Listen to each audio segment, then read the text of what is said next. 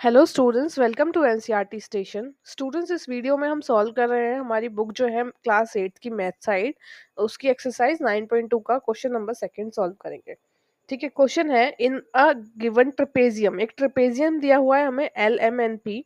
उसमें बताया गया है जो एल एम है वो एन पी के इक्वल है, मतलब कि ये वाली जो साइड है वो इस साइड के इक्वल है।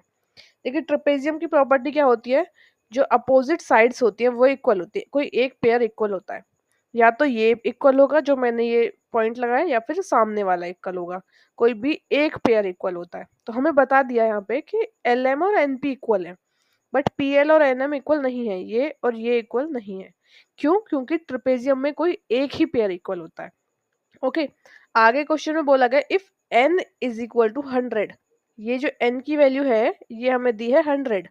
ठीक है, एंड p जो दिया है वो दिया है 70 डिग्री, p दिया है 70 डिग्री। Then find the measure of p l m n n l n m l। मैंने आपको बताया है कि जो बीच में वैल्यू होती है p l m के बीच में क्या है l, ये तो हमें इस l की वैल्यू बतानी है। और n m l में क्या है बीच में m, तो हमें इस m की वैल्यू बतानी है। कैसे? पी एल एम में l की वैल्यू बतानी है और n m l में m की वैल्यू बतानी है। ठीक है, अब देखिए क्या है कि जो हमने किया था ना पैरेललोग्राम में, कि दो एडजेसेंट साइड का, जैसे इस टाइप से दो सटे हुए एंगल का जो सम होगा वो होगा 180 डिग्री के बराबर। सेम इसमें भी, ट्रेपेजियम में भी सेम ही होगा। ठीक है, तो चलिए सॉल्व करते हैं, क्वेश्चन समझते हैं क्या है।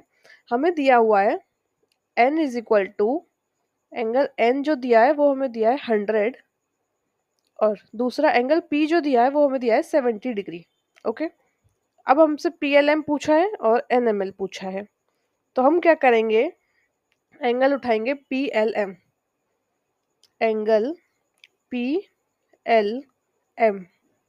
ठीक है, और उसमें प्रॉपर्टी क्या लगाएंगे, adjacent angles are equal, adjacent angles are equal वाली प्रॉपर्टी लगाएंगे। नहीं, एडजेसेंट एंगल इक्वल नहीं होते, एडजेसेंट एंगल का जो सम होता है वो सप्लीमेंट्री होता है, सम इज इक्वल टू 180 डिग्री। ओके, तो हम क्या करेंगे, P और L उठा लेंगे या फिर कोई दो एंगल उठा लेंगे, तो उनका सम हो जाएगा 180 डिग्री। देखिए हम उठाते हैं P प्लस L, ये दो हमने उठाए हैं एंगल, ये और ये, अब दो एडजेसेंट एंगल हो गए, ये दो सटे हुए एंगल हो गए, इनका सम हमने रख दिया 180 डिग्री के बराबर। अब देखिए P की वैल्यू हमें दी है क्या है 70, और L की वैल्यू हमें निकालनी है। ठीक है, L की वैल्यू हम निकालेंगे तो L इधर ही रहेगा, ये हो जाएगा 180 माइनस 70। ठीक है, 180 माइनस 70 हो जाएगा, तो यहाँ से हमारे पास आ जाएगी 110 L की वैल्यू, ये L आ जाएगा 110। तो एक वैल्यू तो आ गई हमारी ये 110। ठीक है, अब दूसरा पूछा है M की वैल्यू। ठीक है, क्या पूछा है हमसे, ये वाला M की वैल्यू पूछी है, तो यहाँ से भी हम दो सटे हुए एंगल उठाएंगे, N और M उठा लेते हैं, N की वैल्यू हमें दी है और M की निकाल देंगे। ठीक है, अब हम उसमें करेंगे एंगल, कौन सा एंगल लेंगे, P और M।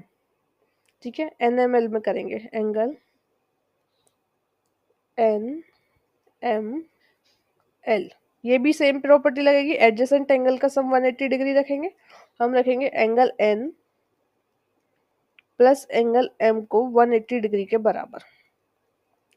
अब देखिए एंगल N की वैल्यू हमें दी हुई है 100 और M हमसे पूछा है, तो हम M एज इट इज लिख लेंगे, इज इक्वल टू 180 डिग्री, और तो M की वैल्यू क्या आ जाएगी, 180 माइनस 100, 180 100 इधर आ जाएगा तो माइनस हो जाएगा, तो M आ जाएगा हमारा